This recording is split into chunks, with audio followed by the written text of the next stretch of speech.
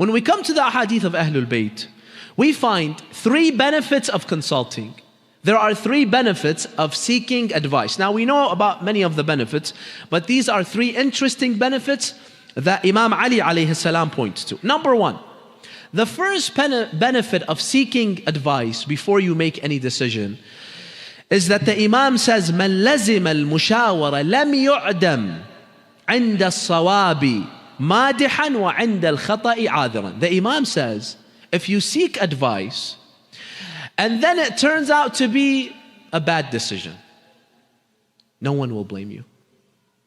Let me give you an example. Imagine I have an idea for you, people of Toledo, mu'mineen of Toledo.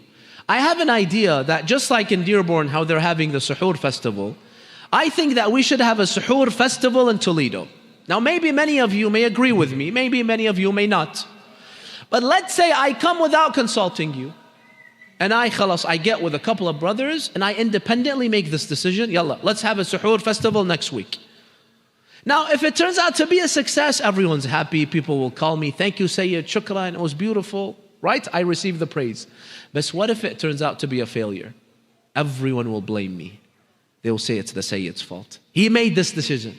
When you make an independent decision, you don't ask others, everyone will blame you. Even though at the time, it made sense. At the time, everyone agreed. But because I didn't ask, I didn't seek advice, everyone will blame me. Versus if I come on the minbar and I ask you, brothers and sisters, let's have a vote. Should we have a Suhoor festival like Dearborn? And then most of you say yes. And then we do it, but then it fails. Can you come and blame me? You can't blame me back. Imam Ali says, seek advice. Because in that way you can deflect blame. And this is also, brothers and sisters, a tip in your family matters. One problem we have in some families is that either the husband, which is most of the time, or sometimes the wife, they act as dictators. They want to call all the shots. We have to go to this place, and we have to buy this, and we have to do this, and our son is going to this school. There is no compromise. I'll speak more about this tomorrow, how we should compromise when it comes to our kids. There is no negotiations, there is no consultations. And most of the times it's the father, correct? When the father makes the decision as a dictator without seeking advice, and then something bad happens, the whole family will blame him. I remember a brother once told me, I went on a vacation with my family. Vacation, I spent thousands of dollars. I wanted them to have fun. But he said, I called all the shots. I did not ask them, where do you want to go? How do you want to spend the time? Which hotel, which airline? I did everything. He says, when we arrived there, anything bad happens, they blame me. For example, he says, we got COVID there. They started to yell at me and blame me. So, it's not my fault. But because I didn't seek their advice, even though they were having fun, now they have a scapegoat. He says, the flight was delayed 2 hours. They're angry with me. What does that have to do with me? He says, something happened with the car rental. They're angry with me. Something happened with the hotel. They're angry. Anything that happens, even though I did it with good intentions, I wanted to take them to the vacation so they have fun, and I spent thousands of dollars, but anything would happen, they would blame me. He says, I learned a lesson after that. When we want to go on a vacation, I ask them, my dear wife, my dear children, where do you think we should go? Most of the times they will agree. They won't say, let's not go to Florida. Come on. If the father is telling their children, let's go to, for example, Florida and spring break, whatever, and let's enjoy ourselves, or let's go to Hawaii. They're not going to tell him, no, we don't want to go. They're going to want to go. But the benefit of that is that if something goes wrong, you get COVID and stranded, no one can blame you. You guys said, let's go to Hawaii. That has nothing to do with me. So this is number 1. Number 2, the second benefit Imam Ali alayhi salam says of seeking advice, he says, الْمُشَاوَرَةُ رَاحَةٌ لَكْ وَتَعَبٌ لِغَيْرِكَ. When you seek advice, there is comfort for you and trouble for others. What does the Imam mean? It's a very deep hadith. I was thinking about it for a long time. Based on my opinion, my understanding, the Imam is trying to say this: do not try to reinvent the wheel. Many people, when they have a problem, they go through so much research and difficulty trying to see what the solution is. The Imam says, ask people that already have the solution. راح لك وتعب لغيرك. I go to some communities, they tell me, Sayyid, our shabab don't come to the masjid. What do we do? they panic and they start, trying to brainstorm, and they try to do so many, weird ideas just to bring the shabab. When I go to these areas, I tell them, look, you don't have to try to reinvent the wheel. There are already other organizations in the US and Canada. They have successful youth organizations. Learn from their experience. Call them, ask them, seek advice. You don't have to do everything independently. The Imam says there is raha for you, comfort for you. You don't have to try to reinvent and go through the mistakes and go through the trial and error, because other people already did that. So this is number 2. Number 3, Amir al-Mu'mineen alayhi salam is narrated saying, إنما خص على المشاورة لأن رأي المشير صرف ورأي المستشير مشوب بالهوى. Such a beautiful hadith. The Imam says you should always seek advice because your opinion is always biased and others' opinions are more objective. What does the Imam mean?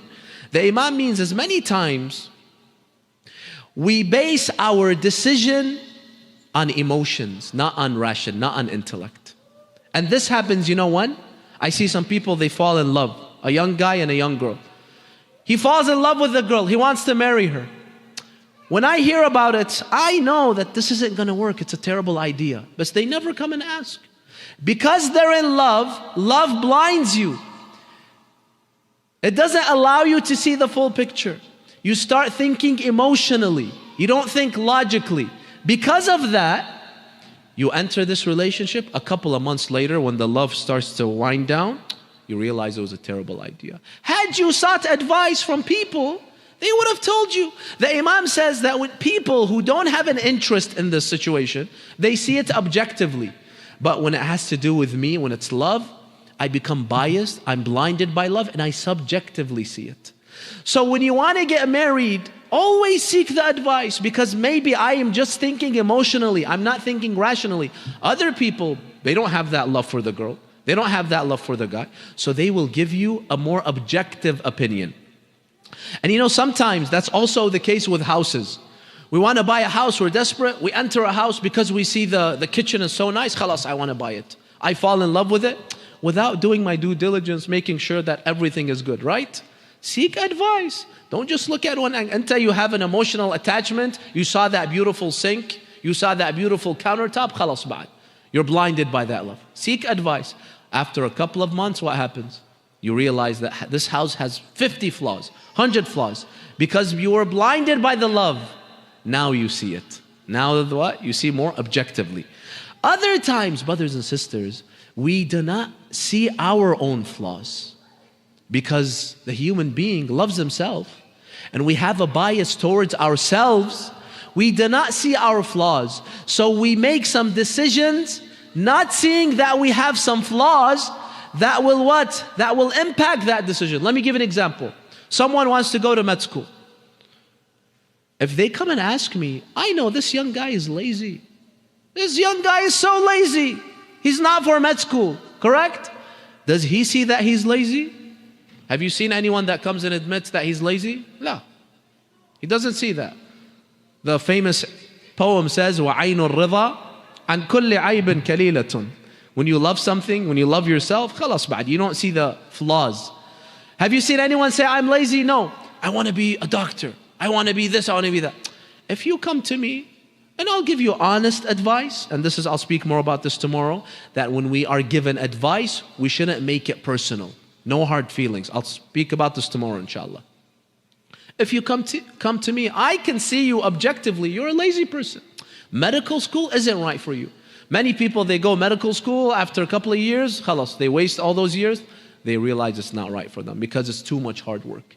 So seek for your career. I'll speak about this tomorrow, how important it is to seek advice before you choose your career. Because many times we do not realize our personalities. Maybe I don't have the right personality for a doctor, for a lawyer, for a businessman, for an engineer, because I'm biased, I don't see my flaws. Other people can see it.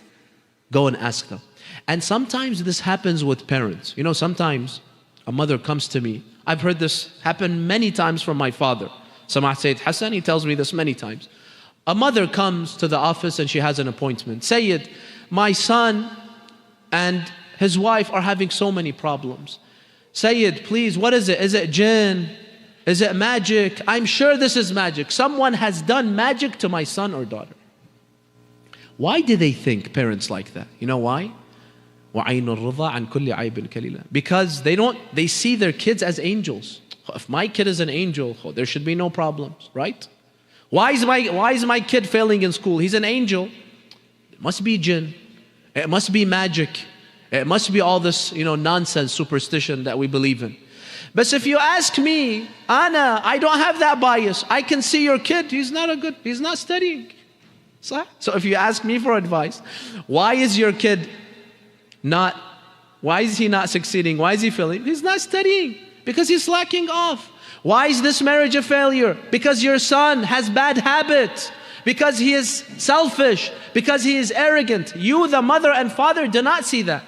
And that's why many people, because of this fact that they're blinded and they don't seek advice, they take action and it becomes worse and worse and worse. Well, you can easily fix it. Bring the young son, sit with him, tell him, Habibi, you're being too selfish. You're staying up till 2 a.m. every night, sahara with the shabab, and you're neglecting your wife. You can't do this. Or sometimes it's the wife that's neglecting the husband. But when I'm blind because I love my son, because I love my daughter, and I don't seek advice of other people who can more objectively see the situation, then I intervene and I just make it worse and worse and worse. Seek advice. The Quran says, وَأَمْرُهُمْ شُورَى بَيْنَهُمْ. Because when you seek people's advice, they will show you what you cannot see.